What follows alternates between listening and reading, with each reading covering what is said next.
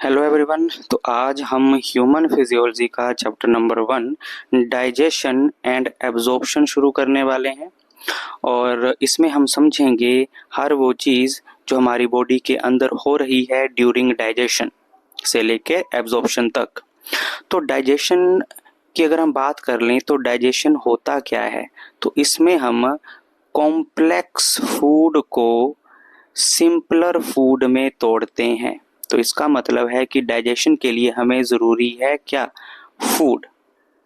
तो फूड हमें मिल कहाँ से रहा है?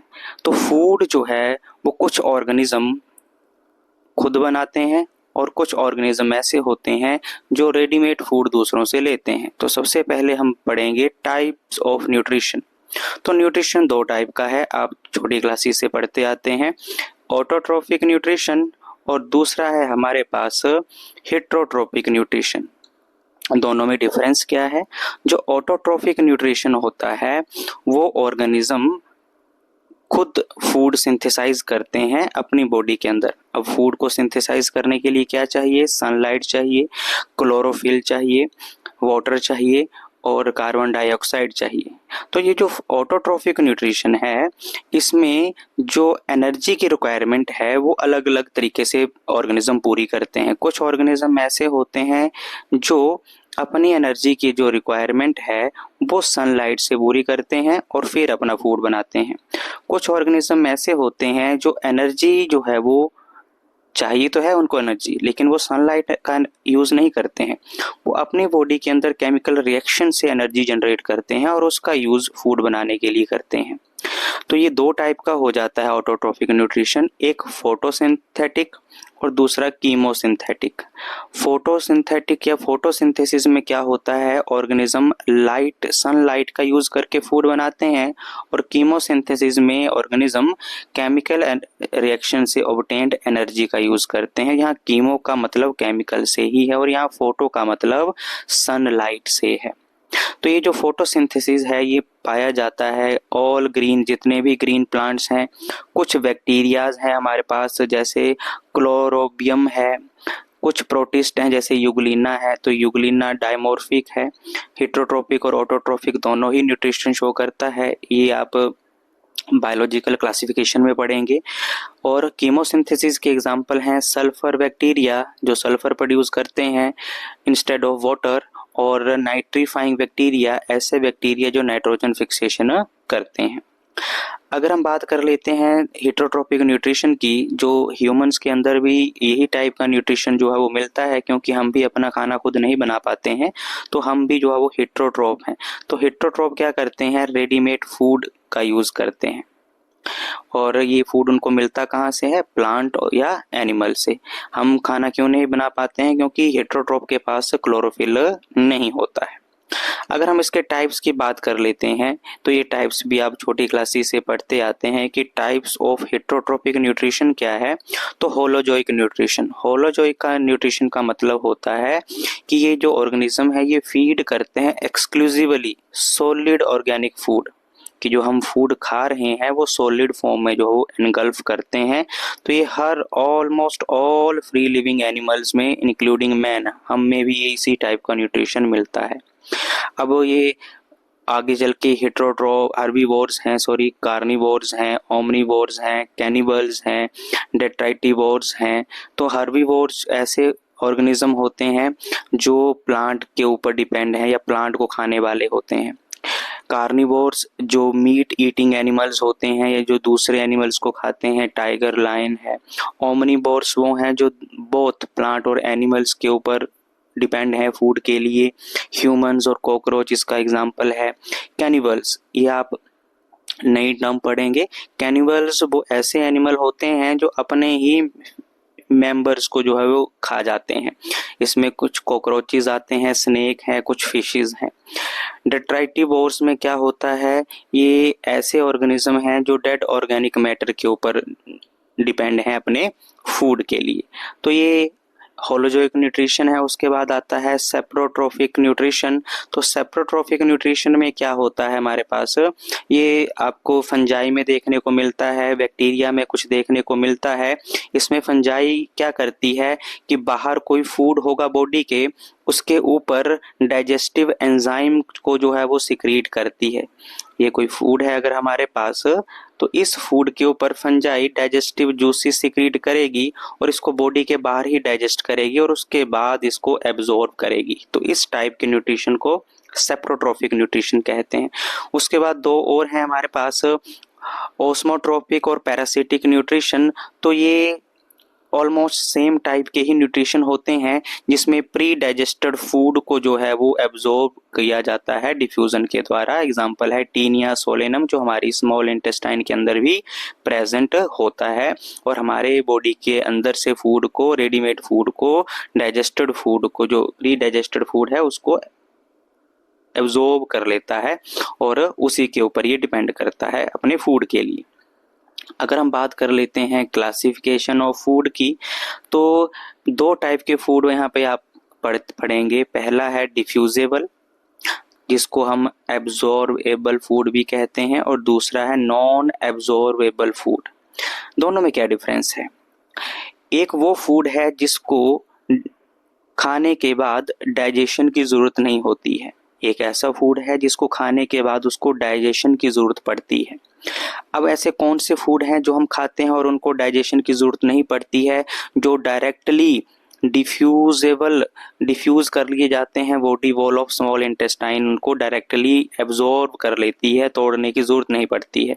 तो ये कुछ सिंपल शुगर है, अमीनो एसिड हैं, विटामिन हैं, क्योंकि बड़े माइक्रो बायोमोलिक्यूल्स होते हैं छोटे छोटे, तो इनको इजिली हम एब्जॉर्ब कर लेते हैं, इसलिए इनको हम डिफ्यूजेबल फूड कहते हैं। दूसरी तरफ प्रोटीन है, कार्बोहाइड्रेट है, फैट है, न्यूक्लिक एसिड है, ये बायो मैक्रो मोलिक्यूल, मैक्रो मतलब बड़े मोलिक्यूल्स होते हैं जिनको डायरेक्टली डिफ्यूज नहीं किया जा सकता ब्लड के अंदर, तो इसलिए इनको डाइजेशन की जरूरत पड़ती है। तो तब से हम डाइजेशन की बात कर रहे हैं। ये डाइजेशन होता क्या है? तो डाइजेशन क्या है हमारे पास, सिंपल अगर हम शब्दों में समझें कि एक कॉम्प्लेक्स मॉलिक्यूल को, एक बड़े मॉलिक्यूल को छोटे छोटे छोटे छोटे सिंपलर मॉलिक्यूल में ब्रेक डाउन कर देना क्या कहलाता है? डाइजेशन कहलाता है। तो ये जो कार्बोहाइड्रेट है, फैट है, प्रोटीन है, ये काफ़ी बड़े मॉलिक्यूल होते हैं, तो इनको हम सिंपलर मॉलिक्यूल में तोड़ते हैं, इसलिए इनको डाइजेशन की जरूरत पड़ती है।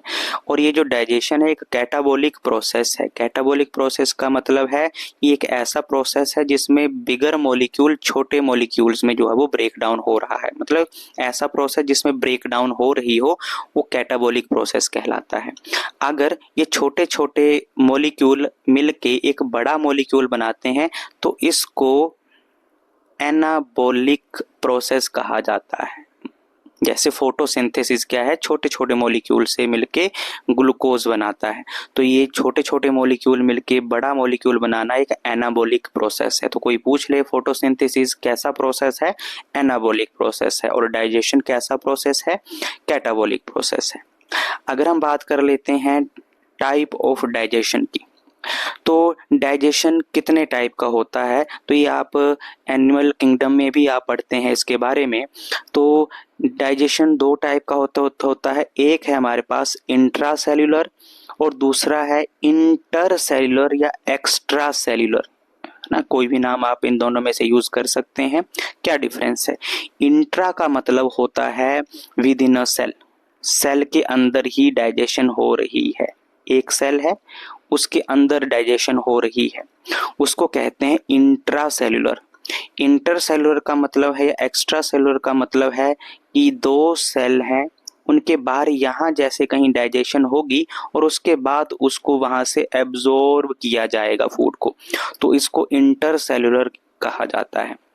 जैसे आप अगर स्कूल या यूनिवर्सिटी में पढ़ते हैं तो वहाँ पे इंटर यूनिवर्सिटी कॉम्पिटिशन्स होते हैं या इंटर स्कूल कॉम्पिटिशन होते हैं। तो इंटर स्कूल मतलब दो स्कूलों के बीच में जो है वो कॉम्पिटिशन हो रहा है, तो यही इंटर सेलुलर से भी ऐसे याद रखना है कि दो सेल के बीच में ये डाइजेशन होगा और वहाँ से फूड को फिर एब्जॉर्ब किया जाएगा।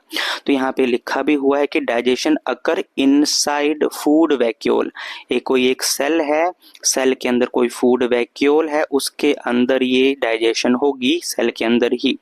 ये लेस एफिशिएंट होता है और ये और छोटे छोटे लोअर एनिमल्स में देखने को ये टाइप का डाइजेशन मिलता है।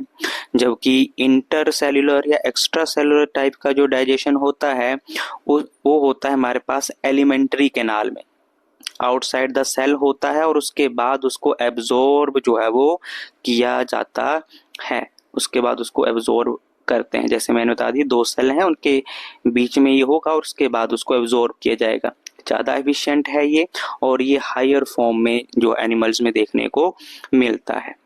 अगर हम बात कर लेते हैं कि आप इस चैप्टर में कौन कौन से जोन की बात करेंगे, डाइजेशन के कितने जोन हैं, तो यहाँ पे डाइजेशन के 4 जोन के बारे में बात करेंगे। पहला है इनग्रेसिव जोन, दूसरा है प्रोग्रेसिव जोन, तीसरा है डिग्रेसिव जोन और चौथा है हमारे पास ईग्रेसिव जोन।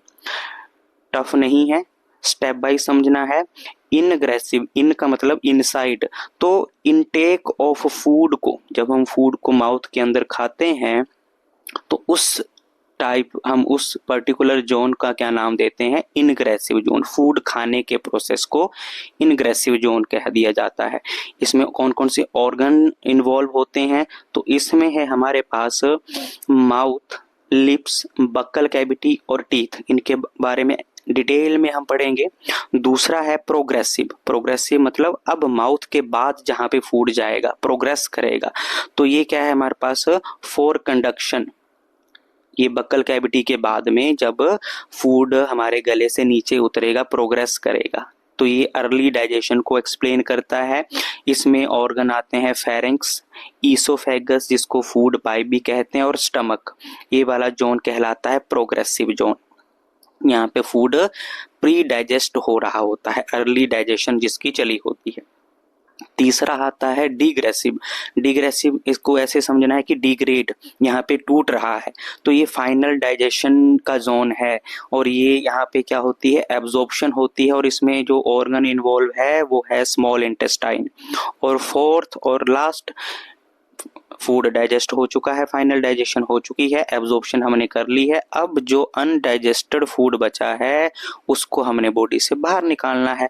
तो एकदम से बाहर नहीं निकाल दिया जाता, उसको पहले टेम्परेली स्टोर किया जाता है और उसके बाद उसको एक्सपल्शन मतलब बॉडी से बाहर निकाल दिया जाता है थ्रू एनस। इसमें आता है हमारे पास लार्ज इंटेस्टाइन।